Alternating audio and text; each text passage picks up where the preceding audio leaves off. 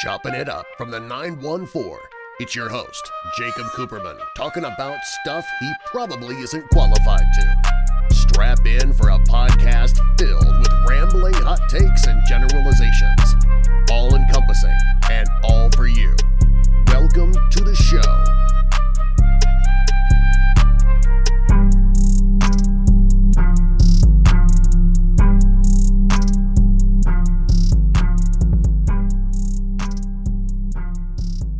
Chopping Up, episode 12. Guys, I am joined by a very special guest. He is one of the reasons I actually got into podcasting. So he was a special guest I was telling you guys about last episode.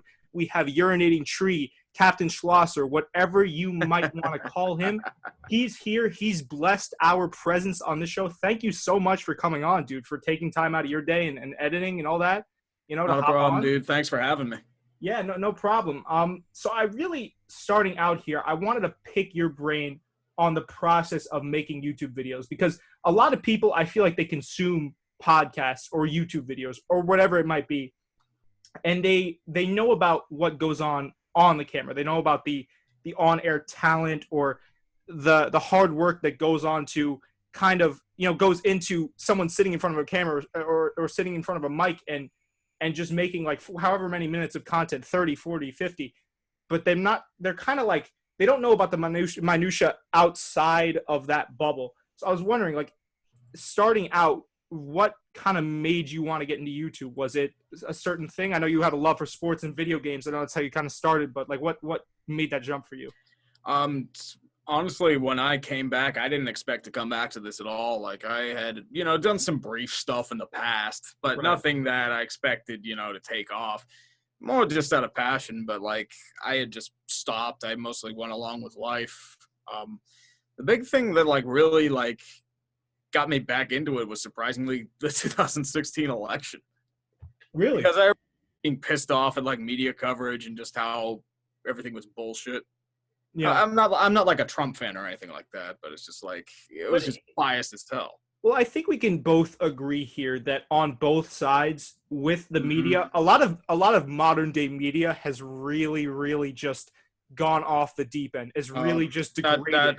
I wish that video didn't age well, but I mean, I think it has. It extremely has. I mean, like, I feel like one of the only ways you can get unbiased media nowadays is off of, and even Twitter has its moments, but like, I watched your video on the riots, and, we won't get, I don't want to get too political here. But, like, the only way that you're going to get either completely unbiased news now or something that swings a certain way because you swing a certain way is going online. So in a way, online kind of like, and let me know if you agree with this, online kind of pushed that format up where it's like, hey, if you don't like the modern media and what big budget corporations like CNN or Fox are doing, you can go onto Twitter and you can see a Urinatingtree video where he breaks it down from his point of view, or someone breaks it down from their point of view, or it's just unbiased. You know what I mean? I feel like it's the combination of that and it's like the average Joe. I think a lot of it has to do with that. I would say that most of it, too, is just like I feel like people get, as you mentioned, people I think are tired of just like the general mainstream opinion. They want different voices. They want different like perspectives, maybe people they can relate to. Maybe like you can't relate to Stephen A. Smith all that much. He's just, yelling in front of a microphone. You can't really relate to Skip Bayless. Right. Nick Wright. You're talking about like sports news as well. Yeah, sports news as well. Like regular news, too. There's a lot of niches that aren't filled. I mean, that even comes down to, like communist or socialist news, if you like that sort of thing. Right wing, hardcore left wing. Right. I mean, for most options, you either have like CNN, which is, I don't know, more center leftish. Yeah, they're left. Fox News is like deep right. Yeah. And then MSNBC is even further left than CNN. So those are real options right now. Yeah, and I feel like people can't really – I feel people have access to information. Mm-hmm. Search for like – not really for information, but things that reinforce their opinions. Like an echo chamber. I know what you mean. Mm-hmm. Like, and it's both sides. Hive mind is very dangerous. Hive mind for sure is very dangerous. I think a lot of people, like to your point, a lot of people will go on only view what news program supports their personal view, and then they'll go on and go to, like I always joke about it, it's like they go on to imright.com or like whatever Facebook group they have, and then they're not getting an equal opinion and they're not getting both sides of the field. I think that's something that's very important. And going back to what you said about ESPN, I think that's also very pertinent. It's something I didn't even think about. ESPN, and I remember now, I'm watching your video on ESPN, they kind of fell down the ladder even further in that they're like kind of making less sports news and more sports and politics mixed news in a way. Do you agree with that? Like, what's your? A little I know bit. you're a sports guy. I think, like, especially in the Skipper era, they kind of blended that sort of mentality. Right. The six, because I felt like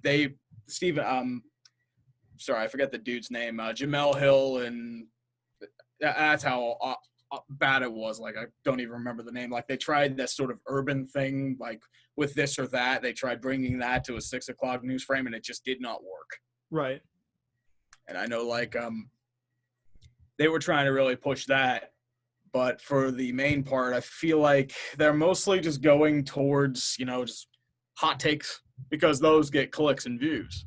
Yeah, I can't remember the last time I saw I remember seeing the Max Kellerman meme. ESPN, they'll have like random opinions with like a flashy headline in front of it. It's right.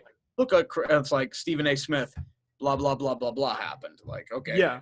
Well, I remember there was one I saw. Well, I mean, you look left and right, there's Stephen A. Smith memes. But there's also, I'd go so far as to say that there are some pretty good Max Kellerman memes. Like, I remember personally when he was asked, and I can't remember what clip it was from or what show it was from. I think it was from First Take. Max Kellerman was asked who he wanted to take the last shot for him. And he had a choice between Iguodala and Stephen Curry. And he's like, aliens have the death ray, and they're pointing it at Earth.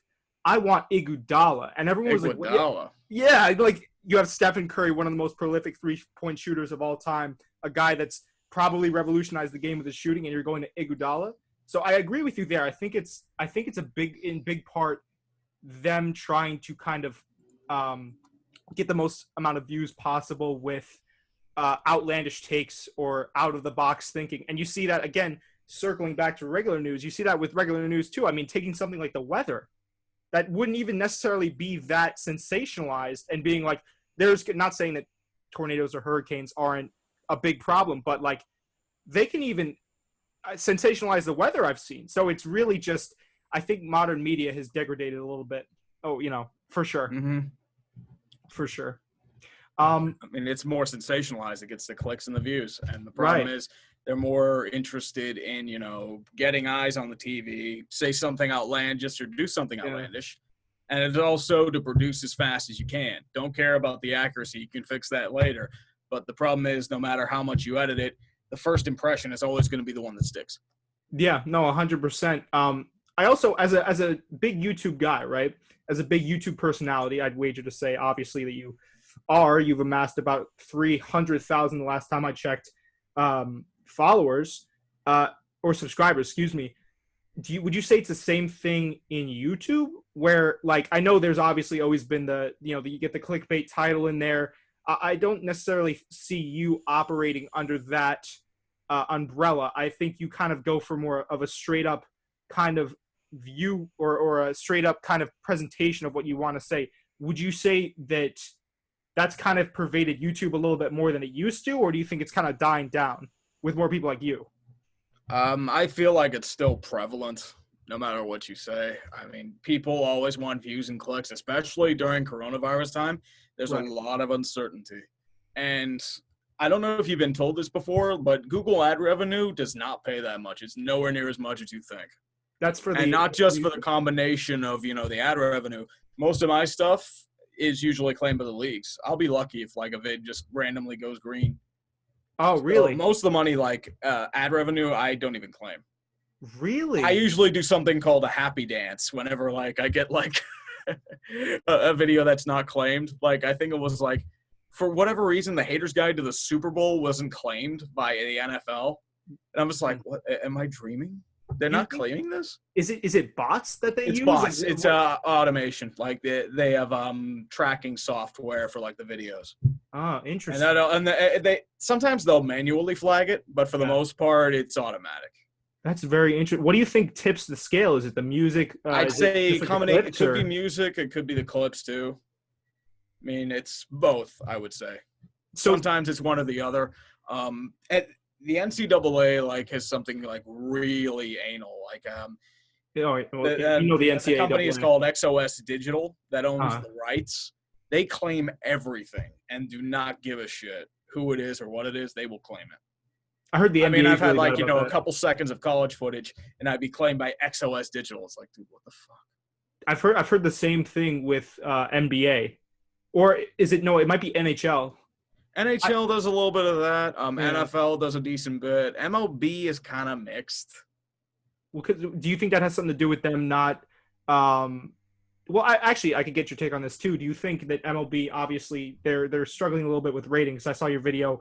I think it was back in 2017 where you said they were kind of struggling with stadiums. Attendance. Yeah. Like a lot of they're having trouble. But I mean, they're having trouble for different reasons right now. Well, we can get to that later. But do you think that part of the reason why MLB isn't as strict with their kind of, I guess, striking down on videos is because they're maybe trying to get more clips out there? Because I feel like if they marketed their athletes better, me and my friend always talk about this.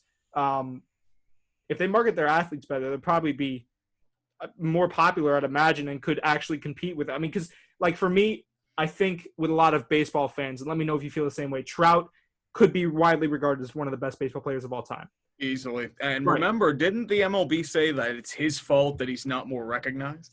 I didn't even see that, but I mean, I remember hearing that.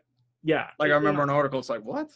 I mean, it's your responsibility. Right. I mean, I'm not a big fan of the NBA, but they do a great job of marketing their stars. 100%. No, I think you're right. I think it lies on the MLB because, I'm trying to think like the only real MLB commercials I see with like last year or the year before that, the playoffs had the Migos song. It was like, "Is You Ready?" And it was like October baseball. Those are the only real, for me personally. It might not be because I don't watch that much TV, but I don't see that many baseball commercials, for lack of a better term. Like I see a lot of NBA Tuesday or Sunday Showcase commercials. I don't see a lot of MLB like Yankees versus Red Sox premier matchup. That might just be because I don't watch that much TV, but I feel like they don't really do that good of a job in marketing the matchups or the players. They kind of leave it up to YouTubers like you that know what they're talking about with MLB. Like a lot of the stuff that I learned from MLB was from your channel.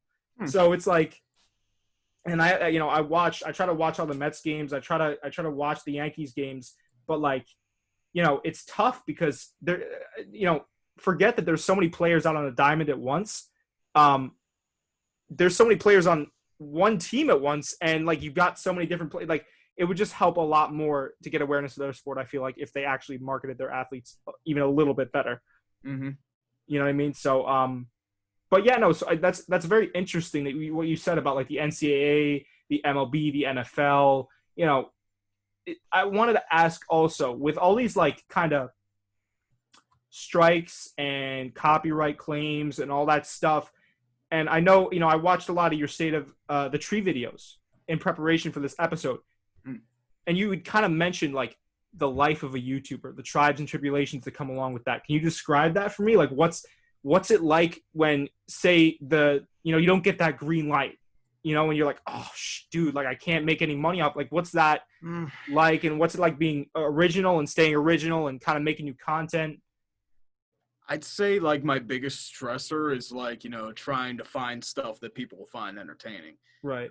Because the moment you get content, I feel like you're done. And it gets to the point where it's like, it's not the kind of stress that you relate with like work, like it's more physical stress. Like this is more of a mental stress. It's a different kind of stress that you can't really prepare for. And a lot of people don't understand. And I mean, I get it. Like, cause you think like, oh, you're a YouTuber, you don't have a real job or anything like that. It's just, there's a lot of stuff. It just like drags, like video editing. It's it's basic, it's easy, but it's very time consuming. It's a pain in the ass. That's something that people also find the footage, get the footage, Yeah. grab the footage, and then splice it up and make sure it's lined up properly. Making sure you get licensing. Well, that too. Or I mean, most of the time it's just like I put what feels good in there. So like, how long would you say an editing process takes for you? It depends. I mean, there are some that take like about 10 hours to make. Yeah. Like the sports balls, those are pretty basic, like 5 to 10, because you've gotten speed at that point. Maybe if I'm lucky, but like that, I don't know if that counts, like, watching the games and assessing everything. Right. So then there's like Legacies of Failure, which I have no idea how long those take. Probably plus all the research too, because I know you go extremely in depth. So you have to find, and then like the hardest part would be like finding the rare footage, because in the Mike Keenan video, the hardest thing I had finding were early 2000s Panthers vids, because all I could find were fights and the random highlight with Pavel Bure. Yeah. There was nothing else. There was nothing on Mike Keenan. There was nothing on the ownership. There was nothing on any of their games. I mean, I managed to find one game with Todd Bertuzzi. Right. Just like, whoa, Todd Bertuzzi in a Panthers uniform. That's like haram. Yeah, I mean, listen, man, that sounds incredibly stressful. Like for these podcasts, usually, like I just had the other day for the last episode. Funnily enough, I finished editing that up today, so that took me about 2 days with the editing, with the video and everything. I sat the length was around like an hour and 54 minutes, and man, that took me about 2 days in full to edit. So I can only imagine what it's like for you, having to do research, blocking it up, editing. And then also that stress, like you said, of like, dude, are people gonna react well to this? Like, how are people gonna take this in? So, I mean, I got a great deal of respect for guys like you that, once you get bigger, you might be tempted to outsource your editing to someone else. But this is a one-man operation essentially. Yeah. I mean, for the most part, like I've had like one person help with like title cards. Right. Because he wanted to do it. I mean, title cards aren't my strength. Yeah. But like for the most part, it was just like that. Yeah. Oof. I can only imagine, man. Well, I mean, I guess we could get into like the different parts as well. You've kind of, I've seen you've locked down some advertisements with Raycon. You've amassed quite a following. I think that's fair to say. And it seems like the only way to go from here is up. Like, did you have what is your trajectory in mind? Is it just like you're not really worried about that? Honestly, at the moment? I'm not worried about it. I'd say I'm more worried just about putting out like content, because I feel like that stuff comes secondary. Definitely. Like if you come in here basically solely for money, or like for like become super famous, like you're not gonna make it. And if you don't have that, then well, what do you have? I'm always a firm belief that quality will rise up to the top. Or at least a likable video, because you're not going to please everyone. That's pretty obvious. I know there are a lot of people who hate my shit. I get that. That's the glory of the public forum. Right. So it is what it is. I mean, when I started out, like when I decided to do this more full time, I was waiting tables too. So like, I also think that's dope that you just made that jump too. Like I gotta say. Well, it's also the thing too, is when I decided to change it up. The main thing is that I thought about the risks. Okay, well, it's completely unstable. You don't know what you're dealing with every day. You deal with a lot of bullshit. You have asshole customers, and you deal with a lot of stuff out of your control. They're the same risks, and you don't know if you're going to be there tomorrow. Right. It's the same risk. I mean, worst comes to worst, I can go back to restaurants, but like, I don't know if they're going to be around considering coronavirus. Yeah. So I feel like that's a bubble about to burst, but that's a different story. I mean, we can always... Unless you want to talk about restaurants. Dude, I mean, listen, funnily enough, I worked in 3 different restaurants, and let me know if you ever had to deal with this. I would have one restaurant that will remain unnamed. They would pull my tips sometimes, so I wouldn't be making, I don't think, New York State legal, minimum pay.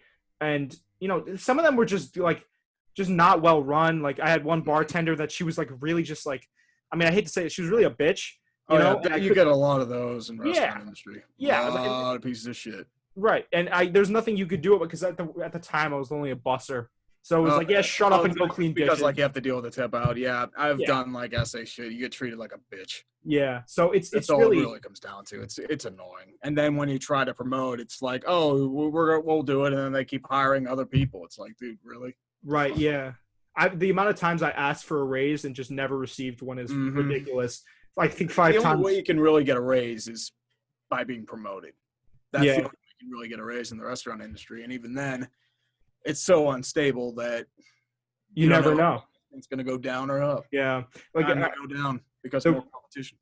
The restaurant I worked at was this little pizza place near me. And to your point, like, right after I left, or actually no, more like a year after I left, they closed completely. Like they were just done. That was before before Corona, and it had something to do with the spot. Like it was right along a freeway, so it wasn't really, wasn't getting much traffic. They were hoping they were going to get like the exit traffic. Right. People that are like going cross country, it's like, oh, there's a restaurant, we'll stop. Part of the reason why I think McDonald's has a lot of success is because, you go to a restaurant somewhere and you're on like some cross country drive and you see it's like, oh, there's a McDonald's right there.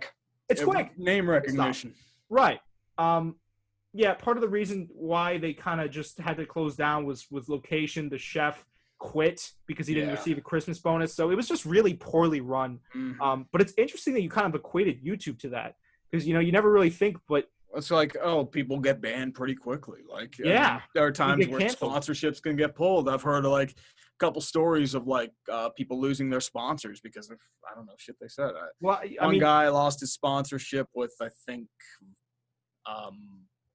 a wallet company called Ridge, I think. I've heard of reading that. There was another one too. I can't really think of it though. H3H3 lost. I was gonna say that, yeah. Apparently, I didn't realize he was even sponsored by Old Spice. Yeah, Keemstar got taken away by like G Fuel, and what people don't understand is that sponsors are the main source of income for a YouTuber. As I mentioned, ad revenue is nothing. There are only ways of survival: sponsorship, crowdfunding. And I honestly don't want to put the onus of paying my bills towards my audience. I feel like that's wrong.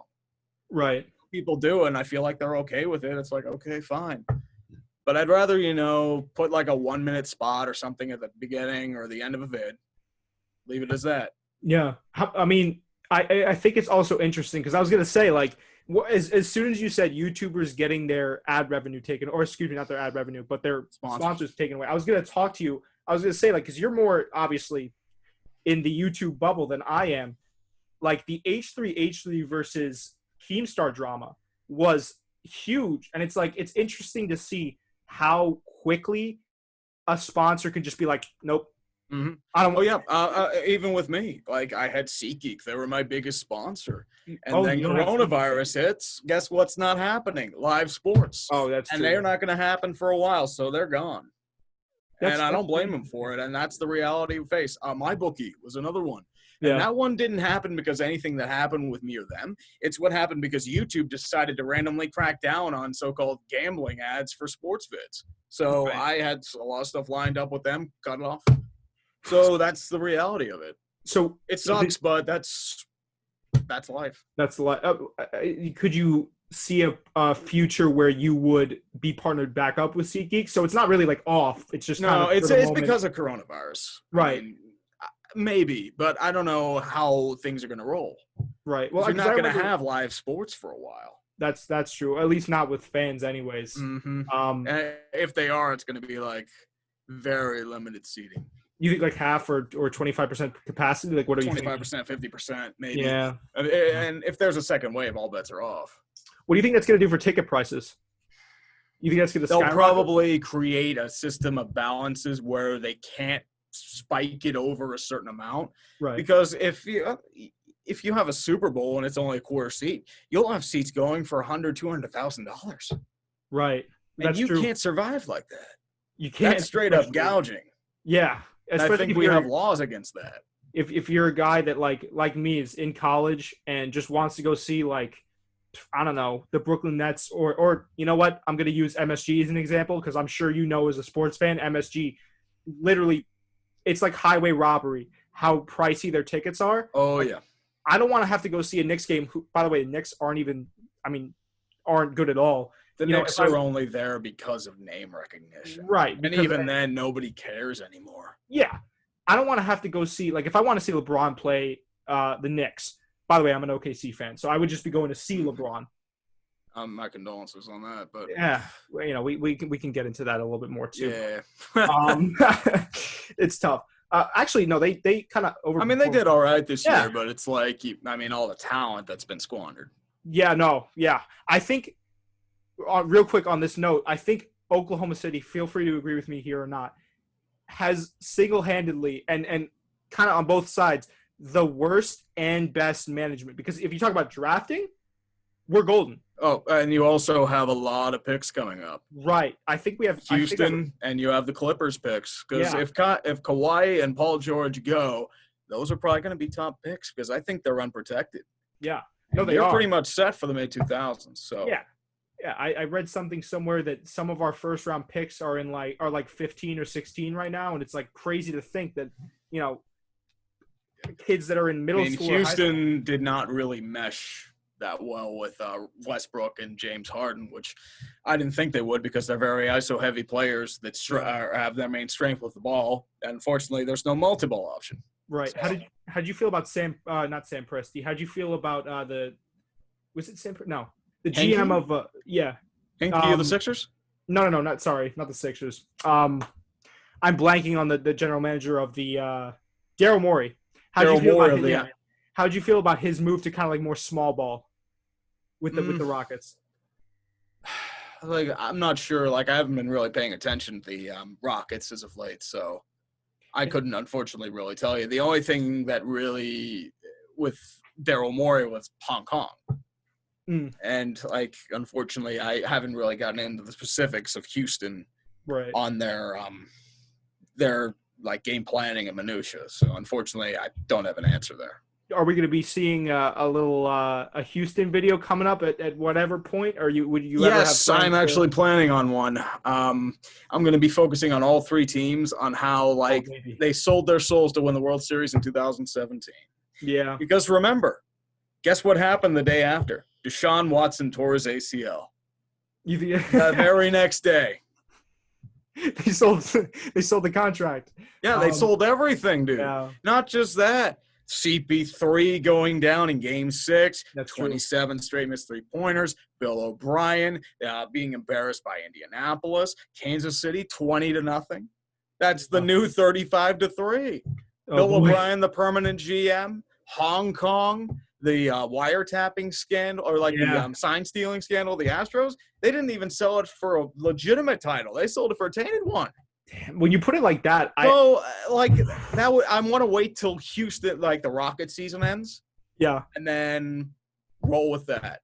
Well, it seems like, I mean, it's more of a narrative-driven one, but you can really make the argument that they did sell their soul for a 2017 World Series. They certainly, now that you say that, it like kind of puts it in perspective. Like, I'll tell you this as an NBA fan, the Houston Rockets, before they left for the break, lost 4 times in a row to Charlotte, the Knicks, I believe it was the Clippers, and then it was the Suns. Houston's very inconsistent. Right. They were inconsistent to begin with. But then if you go like what Daryl Morey did, if you go with an all – and sure, it's kind of more like you said, like ISO and shooting. Oh, yeah, I forgot. They had Covington. They didn't have a true center. Right, yeah. That's what I'm thinking of. They had James Harden taking tip-offs. That was weird. Weird. I know they traded Clint Capella. I think they shed his salary, if I want to remember. Where did he go? Atlanta? Atlanta, yeah. That's what I thought. Yeah. So, I was wondering, it's like, wait, small ball? It's like, oh, yeah. That's how out of the loop we've been. Yeah. It's I can tell you now, and seeing you put that in perspective, it seems like since, what was it, 2017, right? Yeah. Houston has just been making all the wrong choices. Mm-hmm. Every single one. Oh, yeah. Also, don't forget, they fired Texans fired their GM after 1 year. They tried to get that guy from New England, and then they got sued. That's why we get Bill O'Brien, the GM. How did you feel about the Deshaun Watson trade? Or not Deshaun DeAndre Watson, Hopkins trade, it was DeAndre horrible. Hopkins, He's one of the best wide receivers in the game. yeah. And you trade him for a running back with an awful contract who hasn't had a good season since 2017. You Right. bring in Randall Cobb for $7 million, and then you go out and get an injury-prone Brandon Cooks, who's been the epitome of inconsistency, and trade a second-round pick for him. You've spent something like $30 to $32 million for 3 players who may or may not work out for you and may be past their prime. And all the DeAndre Hopkins wanted was an extension. He probably would have gotten $20 million. Yeah. You spent more money than you saved. Yeah. And you And you still could've could just have spent it on gotten DeAndre Randall Hopkins. Cobb. Yeah. Yeah. That's terrible, man. You'll It's terrible. trade Jadeveon Clowney, yet extend Whitney Merciless. It makes no sense. Well, even None me of it as- makes sense. even me as an amateur football fan, I remember because I was editing down here, right? And I get the ESPN notification on my phone, and I go, I pull up the notification. I'm like, what? I remember hearing it. It's like, dude, this is going to be horrible. And it's like, what are they doing? What are they doing? Like, what? I it's couldn't just tell you what they're doing. It's a no-brainer. So I'm looking forward to that. What is it going to be? Is it going to be like a legacy of failure? No, it's just going to be the city Postmortem? that sold its soul. The city that sold us. So I like that. I like that. Because it's like I did one of them before with Buffalo. Right. Oh, yeah. I remember seeing that one as well. Mm-hmm. Well, I guess, you know what? Since we're talking about football already, I wanted to pick your brain. Obviously, I say it's safe to assume you're a big Pittsburgh guy, you know? Yeah. I grew Penguins. up here. Right. You grew up here? Okay. Mm-hmm. You're a big Pitt guy, right? Am I right on that? You're a big Pittsburgh Penguins guy, Steelers. Mm-hmm. Okay. I guess I'll start here with the Steelers. Now, obviously, Big Ben's coming back. James Conner, the running back, is coming back. They've got Chase Claypool from Notre Dame, I believe it is. He's a wide receiver. And then they got Juju Smith-Schuster, excuse me. How do you feel about this offense coming into the season? Because obviously they were a 500 ball team last year. They're kind of in that bubble. With a new playoff format, are you kind of like, what's your feeling about it? I feel like they're going to be about the same. The problem is I feel like a lot of people in this city are just like gung-ho about Ben Roethlisberger coming back. But the problem with that is that he's a 38-year-old quarterback coming off of a major elbow surgery. And he was having issues before the injury too. So that's going to be like a huge unfortunately, history is not kind to those stories. Right. So you think they're going to end up kind of being like a 500 team again? Yeah, 8, 9, 7. The defense is going to be carrying the way. Well, I was going to say, like, how do you feel about J.J. Watt? Or, excuse me, not J.J. TJ Watt. Watt? Oh, yeah. TJ, he's a stud. Yeah. TJ Watt is a stud. I know the defensive line still pretty strong. Hargrave's unfortunately gone, but they couldn't afford him. Right. Minka Fitzpatrick. Oh, big time. Was a godsend. Yeah. Hayden, he's not the same as he was, but he's still serviceable. Steven Nelson was probably one of the more underrated corners in the league. And the reason why I knew this is because I never noticed him when he was playing, which is a great thing for a cornerback. Right. Because you only notice cornerbacks when they're getting burned in coverage. Yeah, that's true. I didn't even think about that. Well, I guess what you were saying earlier, right, about Big Ben and how he's kind of aging. Now, I wanted to also propose this, right? Hang with me here. We know that Cam Newton has not been signed to a team yet.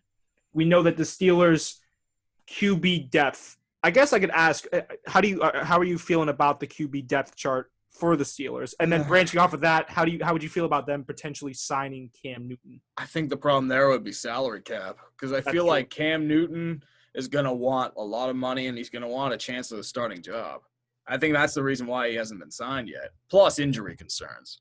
Yeah, that's true. Well, you don't think that he's you don't think he could be a good starting caliber quarterback for the Steelers, or is that? I know you think it's a little too early for that. Unfortunately, they're not going to have a QB controversy with Ben.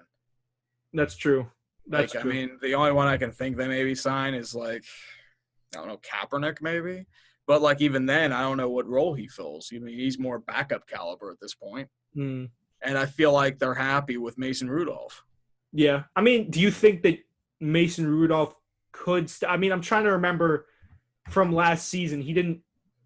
I don't think he played the best. I could be wrong about that. Yeah, he had these moments, but then he kind of sputtered out. Yeah, Duck Hodges had his moments, and then he fell to earth very quickly. Right. So do you think he could kind of step up to the plate this year, or more of the same? I think this is more of another development year for him, I want to say. Okay. So it's kind of in the same realm as, well, not necessarily on the same realm, because I'm also a Giants guy. And I know I saw your video again. I think it was on stream about when they drafted Danny Dimes. I guess the placement of the pick was bad, but he's not overall, I don't think. He hasn't been bad. His issue is he is very he has problems fumbling. Yeah. That's going to be an issue. I like the way he throws. I don't know how much of it's going to be him being exposed to the next level, or is he going to develop? Because there are a lot of quarterbacks that have stalled out second, third year. It's tough. Okay. So you think that it's kind of a wait and see? Yes, exactly. For both those gentlemen? Mm-hmm. Okay. Baker Mayfield looked really good as a rookie. Last year, massive sophomore slump. He regressed in a lot of ways. I feel like that entire Cleveland Browns team, dude, they were so hyped up coming in. Well, I always knew they were boom or bust, and people gave me shit for it. It's this team's either going to be really good or really terrible. And it turns out they were really terrible because Freddie Kitchens was completely unprepared as a head coach. Right. And also, I think I remember from your video, too, it was dude, there's so many alpha personalities in that locker room. OBJ, Jarvis Landry. This could either be Myles Garrett, Baker. Right. This could either be extremely helpful for the team and everyone could get along and play great. Chemistry could be there, or we'll see a dumpster fire. We saw a dumpster fire, I feel like. And you can't have a rookie coach go into that situation. Even a veteran would have found that tough. Yeah, just adjustment. Even an Andy Reid or a veteran, even a Cowher would have found that very tough. So where with adjustments, right? And I don't want to say adjustments, but an adjustment period, spending an entire year with the team. Do you think the current coach of the Cleveland Browns can kind of wrangle that team back in? I'm blanking on his name. Oh, Stefanski. Yeah. He was the one recommended by the analytics crew instead of Freddie Kitchens. Right. So they finally caved to them. But the thing I don't get is you ignored them and fired them all in 2017 because – they went through the whole tanking 0-16. They rushed to judgment, and then they went back to a conventional style with John Dorsey getting star names. That didn't work out, so they go back to what they got rid of. That's what makes the Browns the Browns. They didn't need to blow it up. They just needed a new coach. Right.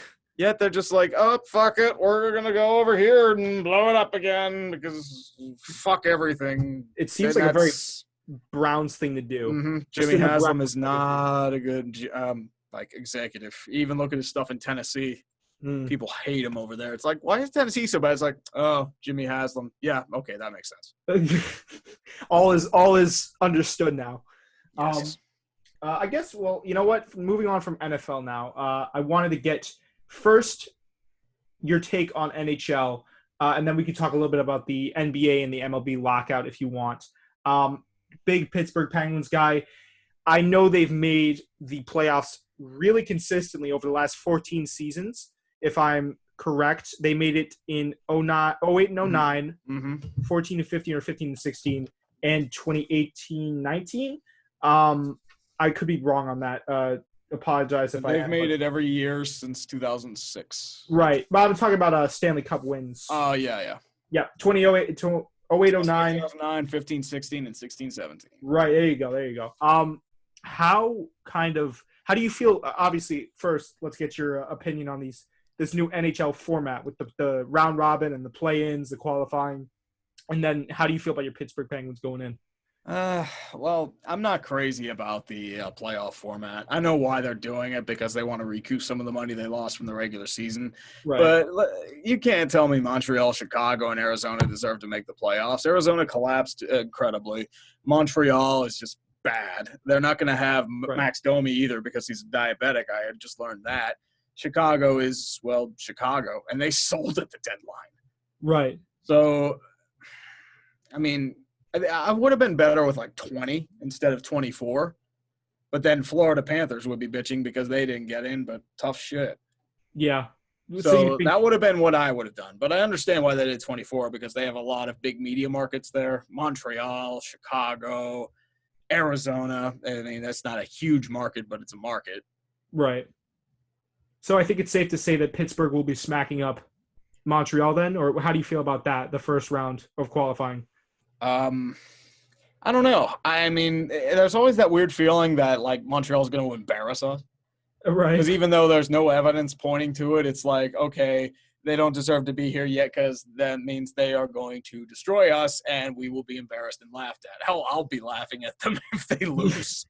Right, because it's kind of like they have nothing to lose in a sense because it's like, oh, we're like on the fringe basically. Mhm. I know they're the 12th seed in I'm trying to remember what division or the conference, but it seems like they're in every sense the underdog. So you still think though that Pittsburgh can kind of like pull out a win here Maybe.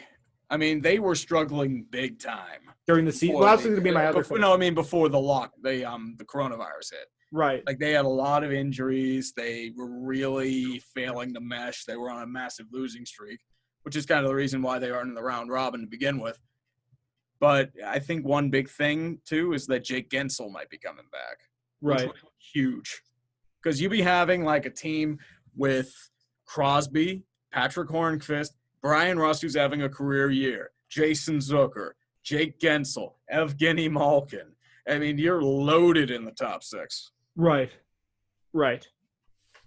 Yeah. So, like, I mean, there's no real pointing to momentum anymore because everything's just out the window. And there's going to be a long way to go before they even can truly come back. Like, they don't even have the cities lined up yet. Oh, so, froze a little I bit. mean, I was under the belief, like, I mean, I feel like they should just punt for next season, but they want to salvage what they can. And I guess if they want to do it, hey. You think they could kind of – you don't think that they could challenge for the Stanley Cup this year? I mean, obviously there's I mean, anyone technically can win the Stanley Cup because there's just no momentum at this point. Right. If you had to do an official prediction, the Urinating Tree prediction on this podcast. I would probably say Blues versus Flyers. Those were the Flyers teams that I had like really like being white hot. Right. Those would have been my picks. Okay. All right. Well, I mean, I guess after those predictions, we can move on. We're getting around to the 45-minute mark here, so we'll close it out with some NBA and MLB news. Obviously, the NBA is kind of expanding, the Eastern Conference to the 8 and 9 spots, which is really where I wanted to pick your brain. And then in the Western Conference, there's an extra 4 teams added on: the Spurs, the Grizzlies. Well, the Grizzlies were going to be in it anyways, but the Spurs, I think it was the Portland Trailblazers, and then the Pelicans. How did you feel about? You're a big NBA guy? Do you kind of follow that? I mean, I glance at it. I'm not like a huge NBA fan. Did you have any feelings about those the playoff format and the 8-game regular season in Orlando? Like, what were your thoughts on that? I'm more of the cynic. I'm in the firm belief that they're going to rig it for the Lakers to win because of Kobe, but that's just how I feel. The Illuminati script of NBA. Oh yeah, I mean. It's pretty obvious. You could tell. I I wouldn't mind seeing it. Obviously, like, I think OKC, even though I'm a fan, I think they're going up against the Jazz. Jazz is probably going to smack them. Because, CB3, he has a lot of experience, and I think he's kind of led this team this year. I wouldn't really say that, too, because the Jazz have had a lot of turmoil. Rudy Gobert. There's true. The issue there. Donovan Mitchell had coronavirus. I mean, this could be a situation like apparently like if people protest the health issues that they could be taken out for replacement players. Really? Like I've heard that. I thought that Rudy Gobert and Donovan Mitchell, I remember seeing a post that they had kind of like mended and they were good and they were ready to play basketball again. Because I know they had some trouble for a little bit there. There was some infighting, but then I think they talked it out. Because Rudy Gobert was getting really careless. You remember the old footage of him like touching all the microphones. It's like I'm never gonna understand that for as long as I live. Like I know there was a time where a lot of people just thought it was the flu, and it's right. Like, no, this really isn't the flu. Thinking back, man, I mean, I'm not gonna lie to you. I was because I do a radio show with one of my friends, and we were on record being like, I think it's. I think at some point I had said that, like you said, it was a modified version of the flu. And then I learned it was actually a modified version of, I can't remember. SARS. So, yeah. So you kind of learn more and you get, you see Donovan Mitchell getting it. You see one of the Juventus defenders getting it. Like, nobody, I don't think, thought it was going to be, at least not like the prepper people, thought it was going to be as bad as it was. Like, I saw the stuff coming out of China, and I got pretty spooked. You did? Yeah, but, like, I didn't think it was going to be like this. Yeah, I don't think anyone really, like, I didn't, self-proclaimed, I didn't think it was going to be this bad. Yeah. But plus, with the lockdowns, like, you've heard a lot of businesses and you've heard a lot of people. Yeah. So, true. like, it's on the other side of that. You may have more damage from that wave. You think so? You think Maybe. that, like, just basically? I mean, you have 115,000 people dead, which is like, damn. I thought you were talking about the businesses side. Well, businesses too. Like, you have, like, that's a different count that you're not going to get, because how many businesses are never going to open again? Right. I mean, I've seen one business already go down, and that's just within like a mile. Yeah, a diner near me actually was like, they were down, I think, a crazy like 98%, because they were only doing takeout, and it's like restaurants were like that. Like, there were a lot of like restaurants on Mother's Day that got like destroyed. Yeah. So I mean, I don't think, obviously, going back to what Gobert did, talking about how nobody could see this coming. Like, I don't think Gobert thought about what he was doing. It was incredibly stupid. And a lot of people justifiably got pissed off at him. But I think now that they're good, I think the Jazz, I mean, when they're cohesive, the Jazz are just a solid unit.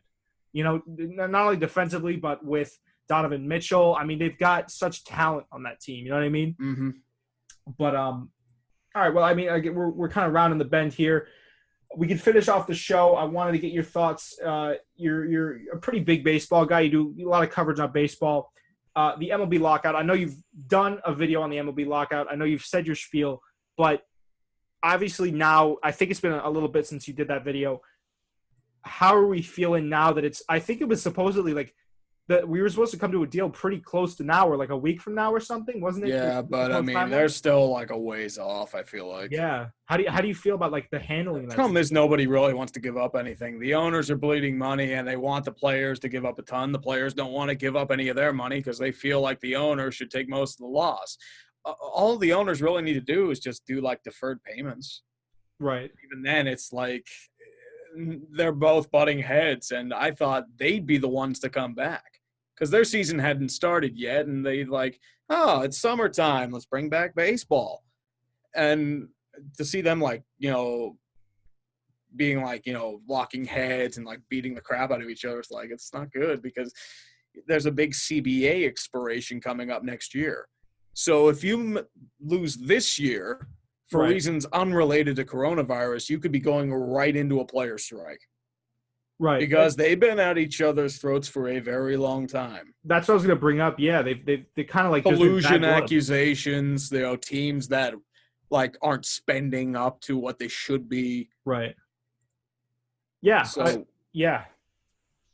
I think it's just been like really poorly handled, if you want my personal opinion, because like now that you have other sports coming in like NBA and NFL that are already pretty much dominating the market. I mean, if you're the MLB and you haven't gotten something figured out yet, it's like, what are you doing? Not only like speaking from an internal position where it's like you said, there's so much infighting for no reason. Well, not for no reason, but nobody wants to move a muscle. Nobody wants to compromise. Like, you see that the different, I think it was like a 50% cut, and then it was like a 75% cut, and then I want this much, I want that much, blah, blah, blah, blah, blah. Mm-hmm. It's just really like, it's like, what are we doing here, guys? Like, I'm personally, like I said, I'm not the biggest fan of baseball, but, I know a lot of people that are, and they're really just like, guys, can we have baseball back, please? So it's a shame that like a sport like that can't come back. And a fact that, it's already kind of been on the back foot because NBA's around and NFL's around. Real quick, before we end, I wanted to get your kind of prediction here. When do you think that, or what, actually, a better question could be, what eventualities do you see happening with this MLB lockout? Do you see it kind of returning? Do you see the Players Association getting their way? Do you see the owners getting their way? Like, how do you see this panning out? I feel like they'll be butting each other's heads for a while. I remember with the NHL lockouts, they did the same thing, but the players ended up losing out in the end because they didn't have enough to hold out, and that's how you get the salary cap and all the different stipulations, which have ended up saving the league, to be completely honest with you. Right. But I can't really predict it this time. Okay. It's just like both sides are like, as I said, they're at each other's throats. Like MLB, like the Players Association wants more games, so they don't have to deal with payment. MLB wants fewer games because apparently they're going to lose over $600,000 a game. Right. Oh, Jesus. Something like that. Yeah. It was just like, oh, yeah, I wonder why you don't want to play games because they've lost the fans. Like attendance was a big part of their game, and also like TV revenues. Right. Right. That's a I didn't even know they were losing that much per game. I had seen like an article about that. Let me look up the because I took like a little snapshot of it for the viz. We're going to lose $640,000 a game without fans. That's their projections. And I don't know how much that's true, but that's already with like you were saying. I remember seeing your video. Like I assume that ticket sales are down, right? Ticket sales have been way down. Yeah. I mean, in different cities, like some of them are up, but like most of the time, like there were a lot of bad teams that were just like draining money. Pittsburgh like had lost a ton of attendance. Right. How do you feel as a Steelers fan? I mean, not Steelers. Excuse me. Pirates fan going into this. Well, I guess if there is. They're going to suck. You think, as always? They were going to suck. Well, they traded off Marte. And they were like, they had a massive collapse last year. They're going through another regime change. And, well, I mean, not another regime change, but a needed regime change. Right. Because it's like they're kind of just in rebuild mode right now, right? Mm-hmm. Yeah. Well, I mean, they have to. Yeah, pretty much. You know, they it seems like they're heading that way from the trajectory of trading Marte. Oh, that they're kind of just going full send that ways. But any closing statements as we wrap up the show? Thank you so much for coming on. Everything's going to shit. That's really about it. Everything's going to shit. Yeah. Listen, we'll be here. Thank you so much for coming on the show, man. I really appreciate it. You so, like when I say this, I mean this. You were one of the reasons why I got into podcasting and this whole thing anyway. So having you on here is like mind blowing. I hope I didn't cock it up too much. Nah, dude, you're good. You're good. But I'm glad to be on, brother. Yeah. Until next time, guys.